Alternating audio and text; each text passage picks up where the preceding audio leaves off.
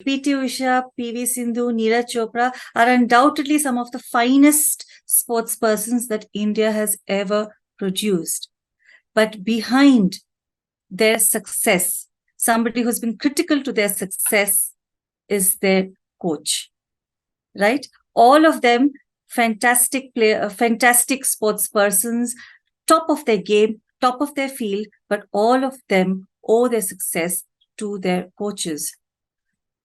Coaching is, so business leaders understood that if sportsmen could benefit, why not us? So coaching, executive coaching is a big thing today in India and the world, right? So across India and the world, we talk of business coaching, entrepreneurs and business leaders vouch for the effectiveness of those coaches. Today we have, apart from sports coaching, business coaching, executive coaching, we have health coaching, we have life coaching, we have career coaching, we have coaching for advocates, we have coaching for chartered accountants, we have coaching for doctors.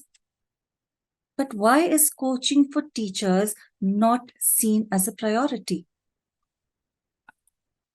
You know, the words of Jim Knight is something that we should all be paying heed to. When teachers stop learning, so do students. This is very important for us in the education space, right? That when we as teachers stop learning, so do our students. And coaching is something that can help us continue our learning. So what is coaching for teachers? Coaching, as I already said, is a form of professional development. We all know of professional development as workshops, right? Or some courses that we take. But coaching also is a form of professional development, a very effective form of professional development. Who are the people involved in coaching? An experienced, competent, more than experienced, a competent coach who supports a coachee, that is teacher. Why coaching? To make improvements in the coachee's existing teaching practice. And when do we coach? Not for a particular event, not for a championship, but through the academic year, before teaching, during teaching, after teaching. This is a continuous and ongoing process. So we've heard of coaching for sports people, but this is what coaching for teachers looks like in a nutshell. The term coaching means different for different people, but what the essence of coaching is about helping individuals solve their own problems and improve their own performance. These are very important words for us to keep in mind, friends. Coaching is not about a coach who comes and gives somebody solutions, or a coach who says, I will solve your problem. That is not the job of the coach. Coaching is about help, again, I'm repeating, is about helping individuals to solve their own problems and improve their own performance. And it doesn't matter in which field coaching happens, whether in sport or business or in education. A good coach believes that individuals always have the answer to their problems. They just need help to unlock them. So the essence of coaching is enabling a person find solutions to their own problems.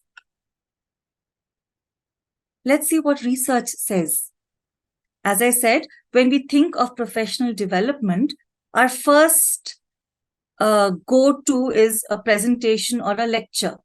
Okay, we have different components of professional development, and here is what research says about the efficiency and the efficacy of the different components of professional development.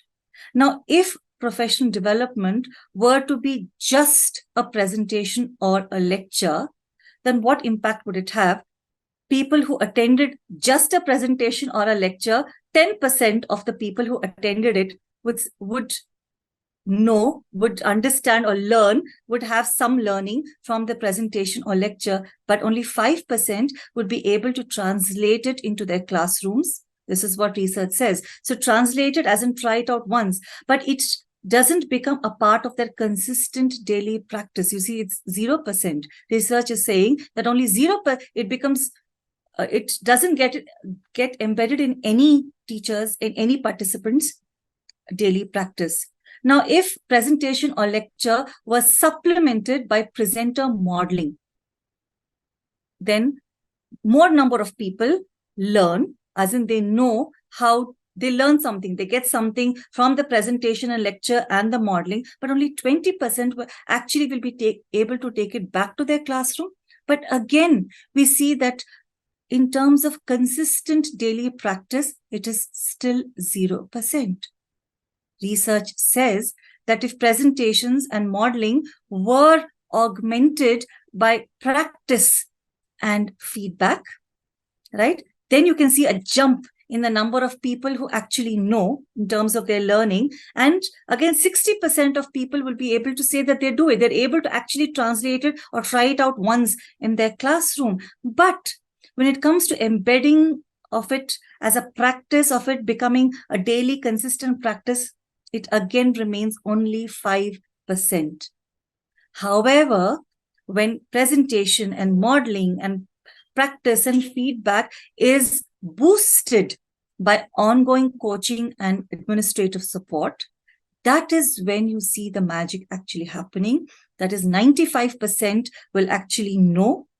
There is tangible learning for them. 95% will be able to take it back to their classrooms, and 95% of those people, it becomes a part of their teaching practice. Why is it consistent teaching practice very important? Because teaching is not something that we do on a one-day basis. It's not something that a teacher does, for one topic, but it is something that we do for one entire academic year and year on year. So therefore, especially for us as teachers, embedding something as part of our practice is critical and very, very important. And that is the magic of ongoing coaching and support. So what is the outcome of teacher coaching? What can we see as some tangible outcomes of teacher coaching? Number one, very important, a culture of learning in the school, a culture of collaboration, a culture of sharing between the coach and the coachee, right? Where we're using each other, where we're moving from individualism to collaborative professionalism, where we're inviting people to our classes, and we are ready to talk to each other, we're ready to share ideas, and we're comfortable doing so. The next very, very, very tangible benefit would be that every teacher, every person who is coached gets personalized support. What my needs are is different from what somebody else's needs are. So imagine that I'm getting the support that I require, rather than a one-size-fits-all professional development intervention.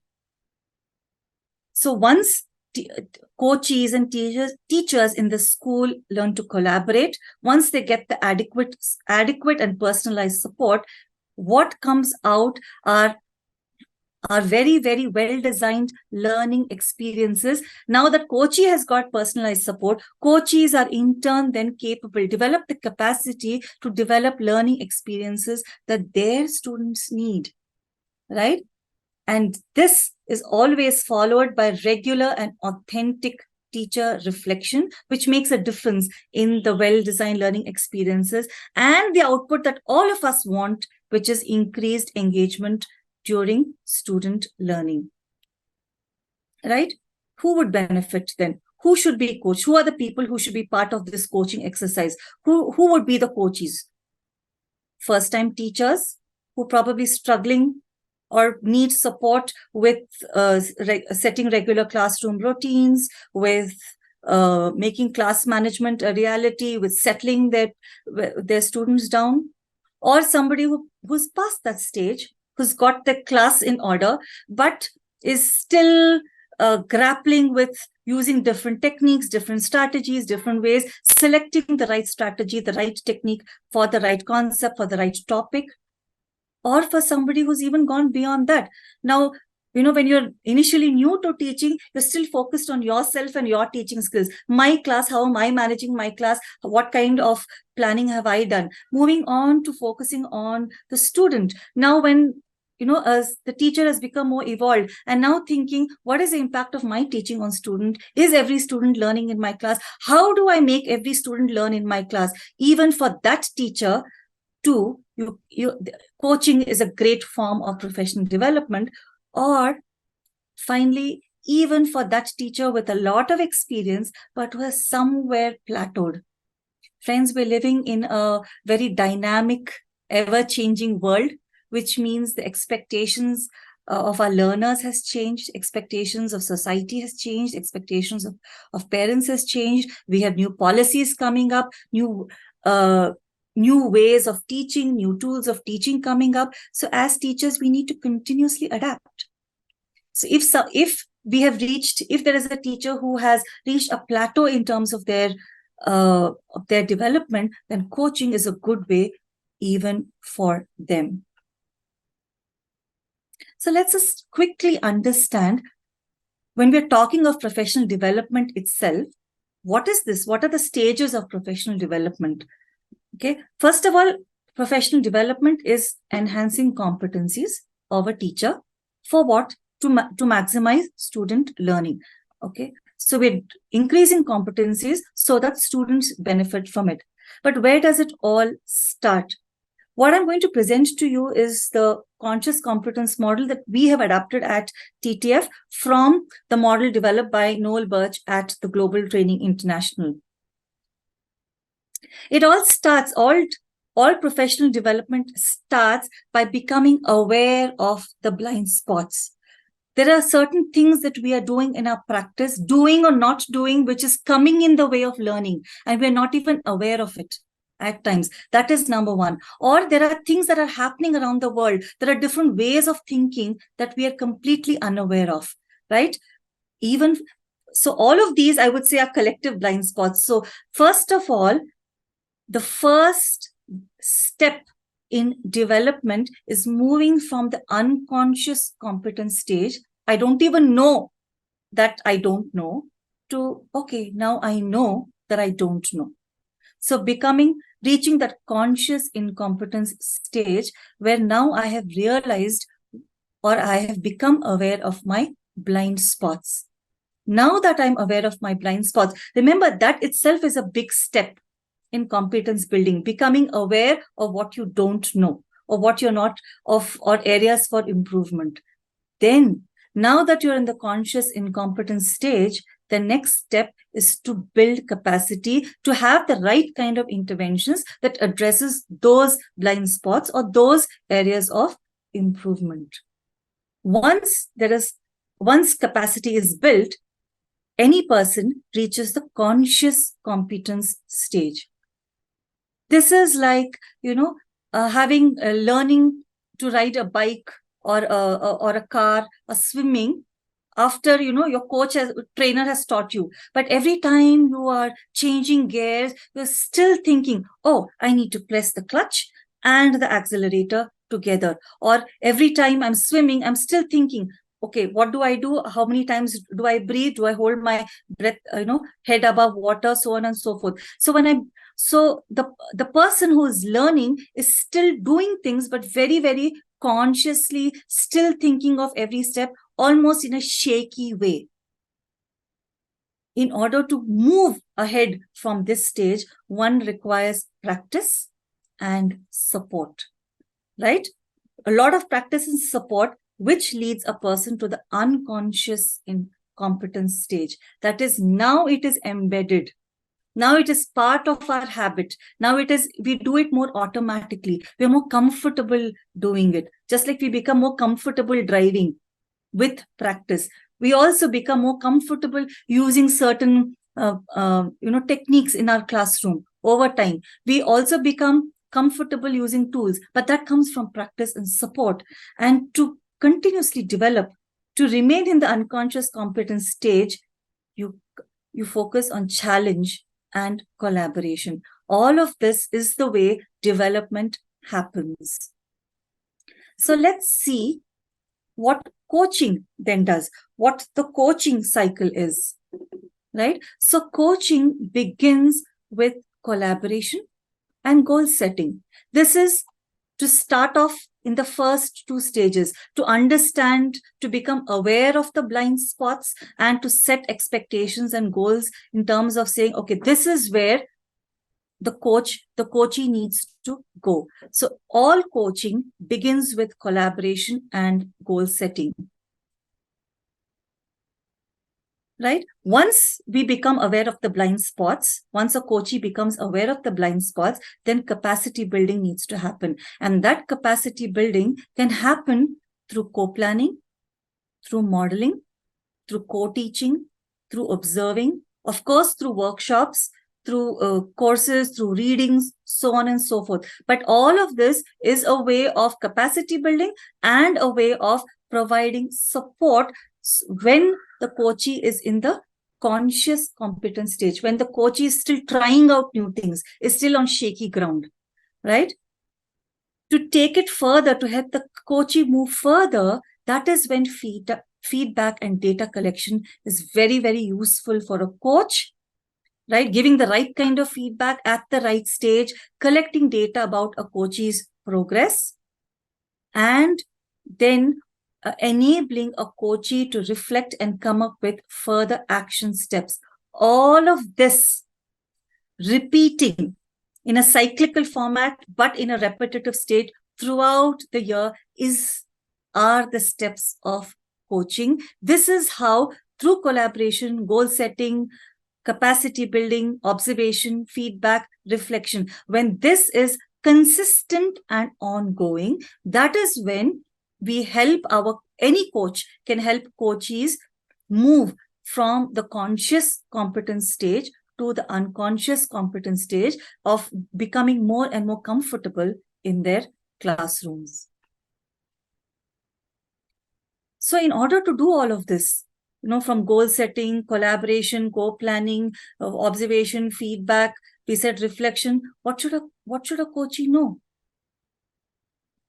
First thing what should a coach know? What should a coach know? The first thing that a coach should know is how a coachee develops. Just like there are stages of development of any learner, we talk of developmental milestones of learning, in pre-primary or for any learner. There is always a progression in terms of learning. A coach needs to understand that there is a progression in terms of learning, even for a coachee. So a coach should know what are the different stages, how do the skills progress, and also should know how to identify at which stage a coachee is at. Another thing that a coach must know, very, very important, is how learning happens. Friends, we are in the business of teaching and learning. So it's really important that a coach knows how learning happens. What are the factors that lead to learning? What are the processes that lead to learning? Right? So if I can't be a sports coach if I don't know how the game works. Similarly, I can't be a coach for teachers if I don't know how learning happens. Right? And finally, another thing that a coach should also know is what are the indicators of a learning classroom? How can I make out that this is a place where learning is happening? On the right of my screen, you can see the Hay-McBur model, again based on research, where through research, it has been established that three things are very important for any teacher: the professional characteristics, that is the teacher as a person, the teaching skills, and the classroom climate. This triad is what leads to pupil progress. And this is where the coach also needs to be an expert: how to deal with the coach as a person, what are the teaching skills, how does it lead to learning, what kind of a classroom climate leads to learning. These are things that a coach must know. Now, once we say these are the things for a coach to know, the next point is, what should a coach do? Actually, I'm going to present in pairs as things that a coach should do and shouldn't do also.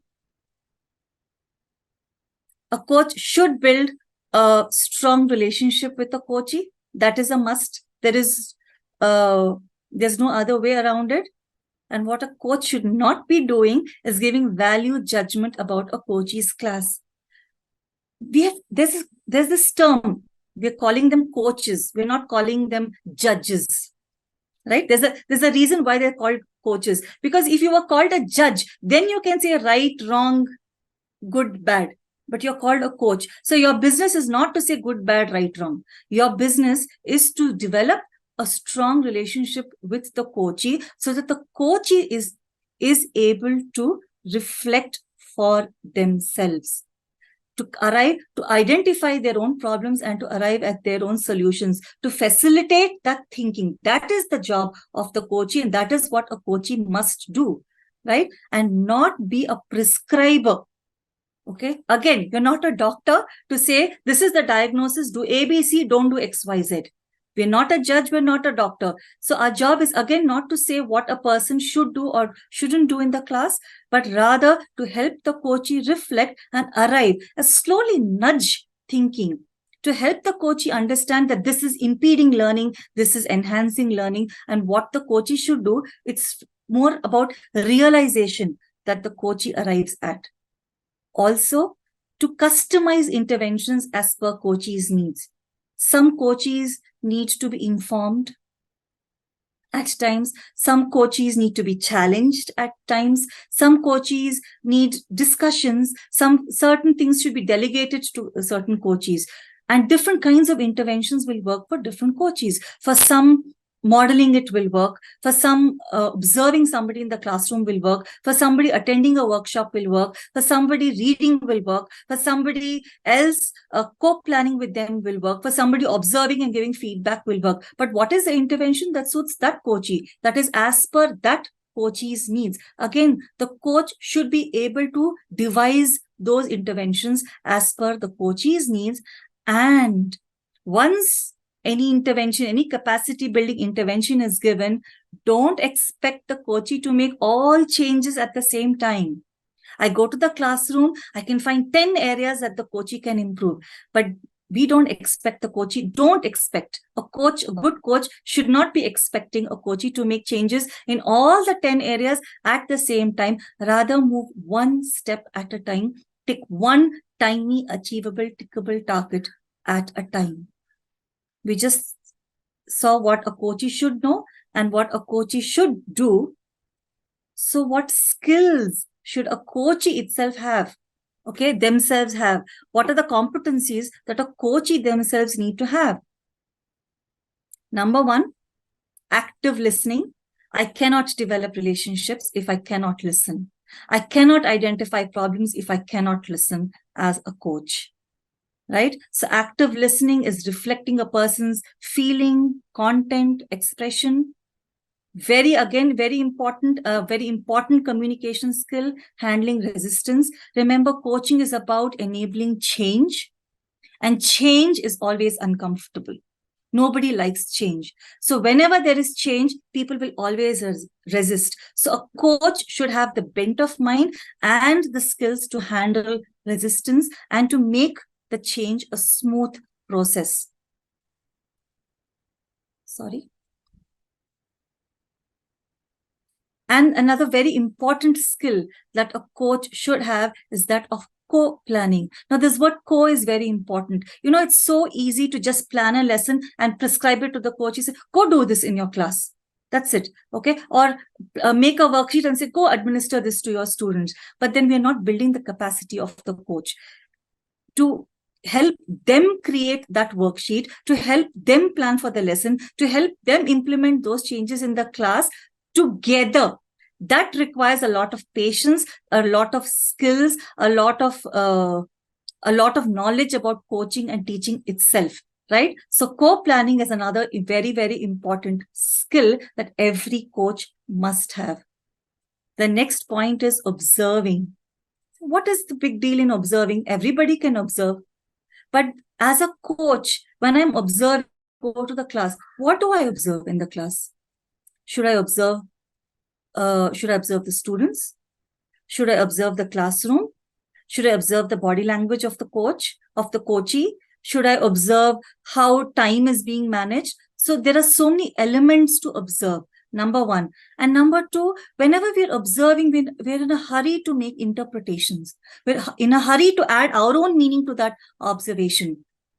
Right? So even that observation needs to be a non-judgmental, non-interpretational process. Right? And the next very, very important skill that any coach should have is about giving feedback. The critical thing is about, choosing what to give feedback on. Should I give feedback on, for example, I'm observing a class and I see that there is no date on the board. And another way, I also see that the writing on the board is illegible. So as a coach, what should I focus on? The fact that the date is missing, or that the writing is illegible? It's really important to choose those things that would lead to better learning in the classroom. That is the criteria for the coach. I choose those things that would make learning in the classroom better for every student in the class. So choosing those critical things to give feedback on. And most importantly, the heart of coaching is reflection. How do I help somebody else reflect? Not just recap, but reflect on what they have done. How can they be in a position to say what they are good at, what has gone well or what hasn't gone well, and why they did whatever they did, why they chose a particular technique, and why this and not that. So all of these are some really critical skills that a coach should have in order to enable other people to improve their own practice. So which means that coaches need coaching to build their own capacity. It's not a simple process. It's one thing for you to do something, but enabling others to become better teachers requires so many skills, so much of knowledge, so many things to do and not do. At TTF, we've completed 21 years, and this is the 22nd year of TTF. And in the business of coaching, we are constantly building our own capacity. We're observing each other, we're attending workshops, we're taking feedback, we're debriefing after every workshop, after every feedback that we give. We're constantly discussing, but we invest a lot of time in building our own capacity, because only then do we have the capacity or the capability of working with other teachers in the Indian ecosystem. So let's do a quick Zoom poll, friends. You've just heard about what a coach should know, what coaching is, what a coach should know, what are the skills of a coach, what is the outcome of coaching. So who do you think would be a good fit for a coach? What would be the profile of a good coach? I'd like to see your opinions in terms of the coach's experience, and in terms of the qualities of a coach. In terms of experience, you can choose one answer, and in terms of the qualities, you can choose as many responses as you want. Right? So I'm just going to stop share. Yeah. Go ahead, please. What you can see on your Zoom screen, friends, you can see that there are two questions. The first question is, what teaching experience should a coach have? It's a single choice question. The second question is, what are the qualities of a good coach? It's a multiple response, so you can choose as many responses as you want. So you can see the results on your Zoom screen. So let's see very interesting results that we have. It says, what teaching experience should a coach have? I think 10% say more than 20 years, about 6% say about 15 to 20 years, 24% say between 5 and 10 years, again 16% for 10 to 15 years. But I think the majority say it doesn't matter. I would agree with you. It doesn't matter what is the experience. However, it's the competence of the coach that really matters, rather than the experience. Many times, just like very good cricket players can't become very good coaches,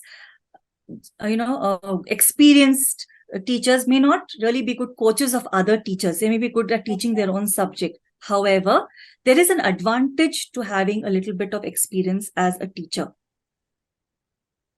Right?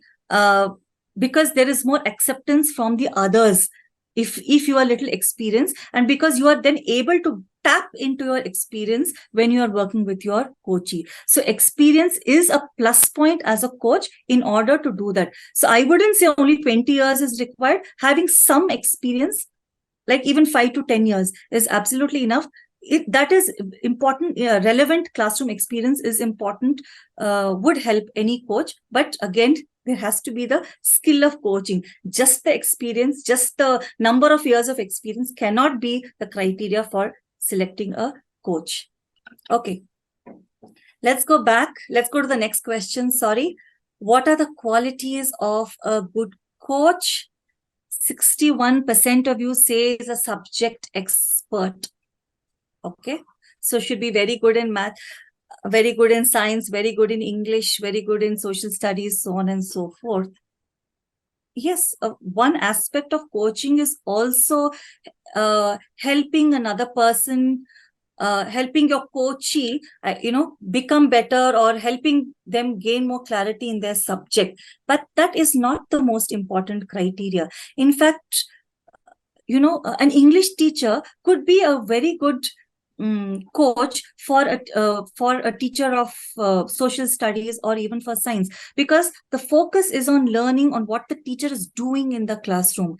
Sometimes when we go only subject to subject, we tend to focus only on the content and not on the pedagogy. That's what happens. So as much as, of course, content proficiency is great, really, really helpful, the focus in coaching should be about practice, about how the content is transacted in the classroom. When we focus only on content, we stick to that because we feel a teacher is just a transactor of content. Not necessarily. A teacher is a person who creates good learning experiences in the classroom so that students make sense of that content. So, of course, content proficiency is important, but I wouldn't say that is the most important. You can have coaches of, of different subjects, coach and coachee pairs of different subjects working together also. And from our own experience, I can tell you that has worked beautifully and worked very well too. So both ways. Is a high school teacher? Yes, we can see just 3% saying yes. I would also agree. Certainly, it need not only be a high school teacher. If you have coaches in your own school, they should be from all levels, from the pre-primary, primary, middle school, high school, at every level, to work with coaches of all levels. Has been in the school for a long time, it only shows loyalty of that person, right? Or the wanting to be in that school, not necessarily that person is a good coach. Even a person who's new to the school can be a good coach. It depends on the competency. It depends on the school head's ability to identify whether that person is competent or not as a coach. Gets along well with students. Are you saying a popular teacher is a good coach? This certainly shows that that person knows and understands what coaching, how learning happens, right? But when you say gets along well with students, has the ability to build relationships is an important thing, but not the most important thing. So yes, a person who knows how to establish good relationships is anyway a good coach material, I would say. Has board exam experience? I don't think that I think we need coaches at all levels. Teaches only core academic subjects? No, certainly not. We have teachers, we are all focusing on holistic learning. We have teachers in all subjects. Then we certainly don't require only coaches of academic teachers, right? They are not the only people who need coaching. Everybody deserves to be coached. So, of course, we should have coaches also who are dealing with non-academic subjects, is willing to make time for others. Now, this is a very, very important skill. And I can also see 40% of you have said that coaching does take time and effort, friends. It's not as, because the coaches also have to take regular classes. So coaching has to happen during that time when others are taking classes. So it means that we have to make time This is a very important thing. So being organized, being able to manage time is a very important thing for a coach. Has good interpersonal skills. I think I spoke about this. Anybody who's has the ability to have good relationships is a very, very important. That's a very important skill. Is good at organizing things. Yes, to an extent. May not be that I'm very good at annual day celebration or an event management, or I can organize field trip very well. So I'll be a good coach. No, but that person is a great organizer of things. But coach is about helping others learn. So I would say that comes a little low on my list. Is an effective teacher, in fact, needs to be the highest. Even more, I know it's 52% here, but an effective teacher is one who can in fact then help others coach, others become better at their own classroom practice. If I am not a good teacher, I'm not an effective teacher, if there is no learning happening in my classroom, then what do I tap into? When I work with my coaches. So I would say being an effective teacher should actually be on top of the list itself. Thank you all for completing this poll. I hope it gave you some ideas on what a profile of a coach is or should be.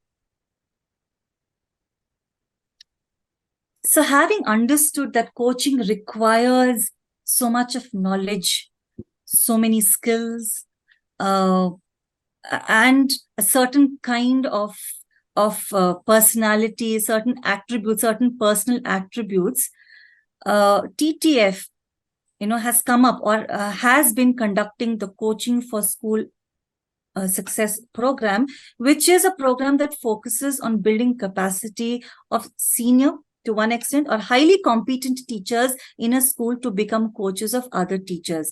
In our more than 21 years, we have done a lot of interventions with different schools across the country. Some of these interventions have been limited just to workshops. Some have been full year-on-year interventions.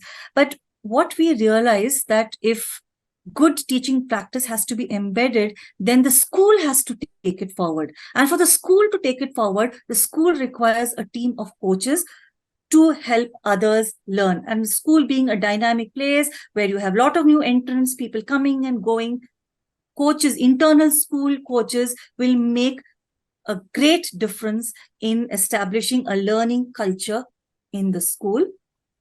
A quick overview of the program. The program has basically 13 different topics that we focus on. One is on communication skills, on how coaching and mentoring happens, on best practices in terms of teaching, because these are all things that a coach should know. Apart from 13 topics, we also focus on classroom-based tasks. One thing that we always say is during the program, any person who's training to be a coach, during the program itself, they start working with at least a minimum of 2 coaches. It could be 2 to 4. And during the program itself, they do things in their own classrooms. All the things that they do are very practical. There is no writing and stuff like that. It's things that you do in the classroom and you start doing with your coaches, and you put that in the form of reflection and share it with us. So there are 13 topics, practical classroom-based work, 3 rounds of support. TTF observes coaches in their own classrooms because we believe effective teachers is the first prerequisite for being a good coach. And also they must experience good feedback, constructive feedback for themselves. Then in the next 2 rounds, we observe how these coaches interact with their coaches. How are they giving feedback? What are they choosing to give feedback on, right? So we focus on how feedback is being given, and we give feedback to the coaches on the way they have given feedback. It culminates with a 360-degree reflection by coaches and coaches. At the end of the program, it's about a 6-month program. And at the end of the program, coaches give feedback on coaching improvement. Coaches give feedback on the effectiveness of coaches, and that is shared with the school. It's analyzed and shared. And finally, we help the schools, different schools, come up with a coaching plan for if they want to start initiating coaching in their school. Friends, this quote by Sparky Anderson, who was a renowned baseball coach himself, always resonates with me, because he says success isn't something that just happens. Success is learned, success is practiced, and then it is shared. So saying that, oh, I'm a senior teacher, so I can be a coach just like that, doesn't work. Oh, I'll attend a half a day workshop, or I can become a coach by doing some 8-hour thing. Sorry, that doesn't work. Even because coaching is so synonymous with sports, any coaching certification, whether it is cricket or basketball or swimming or whatever it is, requires months of intensive coursework in order to get certification. So coaching, if you want to be a teacher of other coaches, you too need to develop. Anybody who wants to become a coach of other teachers needs to learn how to coach, practice it, and then I would say share their skill and benefit the school.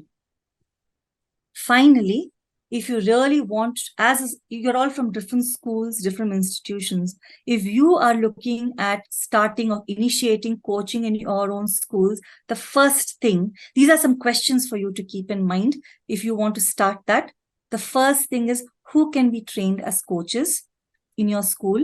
What's the number of coaches that is required for my school? What kind of people do I want to go as coaches? We already did a Zoom poll and we discussed it. So keep that in mind when you select the people whom you feel can be good coaches of other teachers. And the next step for you to think of is, who would benefit from coaching? Who are the people who should be coached? Who are the new teachers? Who are the people who should be part of this, who should go in as coaches? The next thing for you to think of is, what will be the focus of coaching for each teacher? Is there a collective focus? How will the teachers be coached? What are the different kinds of interventions? Can there be modeling? Can there be class demos? Should there be work? What are the various things that should happen? How will the coaches and coaches make extra time if they need it? Where is it going to fit in the routine of the coach and the coachee, right? And the last very important question, how would it be measured and evaluated? That is, how would improvement be tracked and measured? How would we know if all of this coaching is really impactful, and how could we make it better? I'd like to leave you with these lines that I read in an article, which is so simple but makes a lot of sense to me, which says, coaching works because people learn by doing what they would have done anyway. When you're coaching teachers are doing what they would have done anyway, teaching. But they do it, but they just become smarter, better, and they get with support and feedback. Thereby, coaching always works, will work. So if you decide to initiate coaching in your schools, keep this in mind, keep the skills in mind, and initiate coaching in the right way. Then coaching will make a lot of sense to you and your school. Thank you all so much.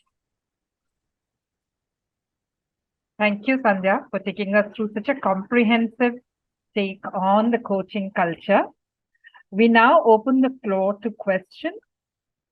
Participants may please type the questions in the chat box, and my colleague Kritika Mahajan would take them.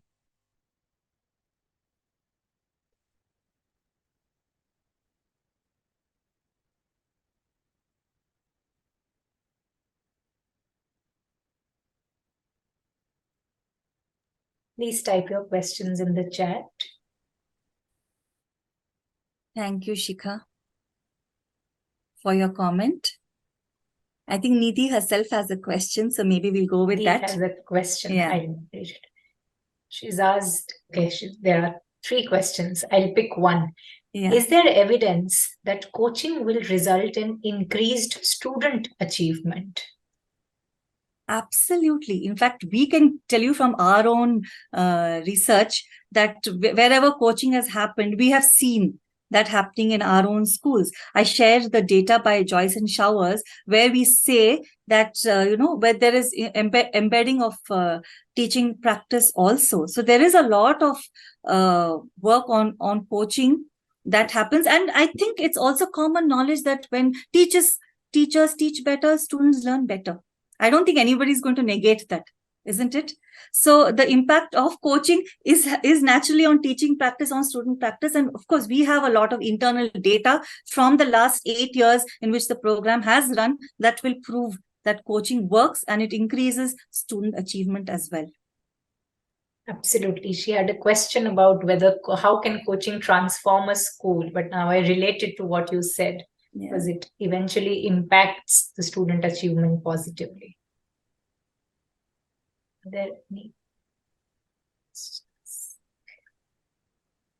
I have a question in my Yes, mind. yes. I was thinking if you could please share something on what kind of administrative structures need to be in place to establish a coaching culture in a school, some systems, some practices. Absolutely. So since we are coaches would be from among the staff itself, right? From the teaching staff itself.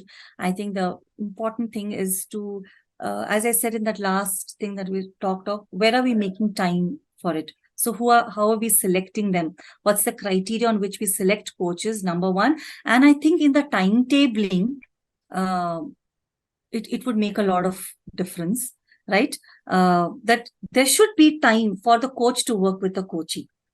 So it's up to you as a school to decide that you take away, that is, you reduce one teaching period so that the coach then has adequate time to work with coachees, right? First year, even if you say work with two to three coaches, after that, I would say in the second year of coaching, once a coach has completed a coaching program, the second year, if I do have one teaching period less in a day, okay, the coach, then I can work with different coaches on different days too, and I can plan interventions that way. So that I would say in the timetabling is one, or making time for coaches and coachees to meet at least once a week or twice a month, right? And allowing for different kinds of interventions to happen. Giving the coach the freedom. That is another very important administrative thing, that the coach should have the freedom to track and to decide what he or she would do with the different coaches. Implement strategies that they have discussed. Yes. Okay. So our colleague Rishma has put forth an interesting question. She asks, should one coach help a coachee in all the fields, or should we have coaches for different areas? When you say different areas, what do you mean, Rishma? Like different aspects, maybe some classroom behavior management, or say technology in the class, or maybe lesson planning. These are different aspects that teachers have to deal with. Okay. Yeah. Thanks, Rishma. I think that as much as those are different aspects, I'm only going to talk in terms of the practicality of it, right? When you say too many cooks spoil the broth, that is going to happen because it may be useful for one person who consistently works with a coach, for a coach to consistently work with a coachee to make that difference, right? And when I go into a classroom, I focus on all of these aspects. I focus on planning. I focus on classroom management. A coach should learn to do all of these things. As part of any coaching program, when you are training to be a coach, you should learn how to focus on planning, focus on classroom management, focus on methodology, focus on assessment, focus on interactions, focus on climate. These are the basics for any coach to learn. So these things a coach should anyway know how to be able to do. Anything else beyond this, I think the coach can plan those interventions or seek help if required from other people in the school itself, I would say. Thanks, Sandhya. Thank you, Sandhya. Thank you all so much for your comments. I do hope that you have had some, tangible takeaways from this. If you do have any questions, feel free, after this session, feel free to write to us at TTF and we'll be happy to answer those questions. Thank you, Nidhi. Thank you so much, Sandhya. Leadership and learning are indispensable to each other, said John F. Kennedy. Thank you, Sandhya, today for taking us through coaching and how it promotes the development of leadership, skills, professional learning, support for teachers, and that targets ways to improve student learning outcomes. I would request participants from various schools attending to quickly sign up for this unique program offered by the Teacher Foundation. We have had a resounding success in this program for a decade, and be sure that it will get replicated into a whole school coaching culture for you as well. So we are starting with general batches very soon in both Mumbai and Bengaluru. We look forward to an enhanced participation and enrollment for the same. Ashutosh, my colleague, has put in the feedback link for today's session. Please put in your thoughts and feel free to get in touch with us via email, phone calls, Twitter, Facebook. Twitter is formerly Twitter, now X, and of course, LinkedIn on this very, very empowering and enabling program called the CFSS, the Coaching for School Success. Thank you all. Thank you. Sorry, Nidhi, just before you end, I think we should just make it clear also that TTF offers the Coaching for School Success in two formats.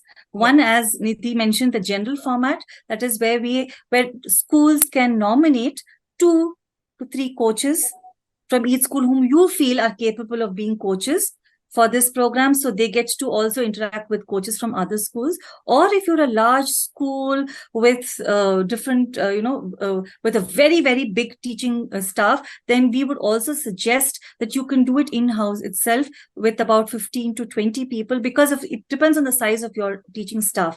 Then accordingly, we could also do it in school, because many schools have worked with us, have opted for that as well, right? So we can offer it in both these formats. So thank you, Nidhi. Thanks, Sandhya, for adding those valuable inputs. Yes.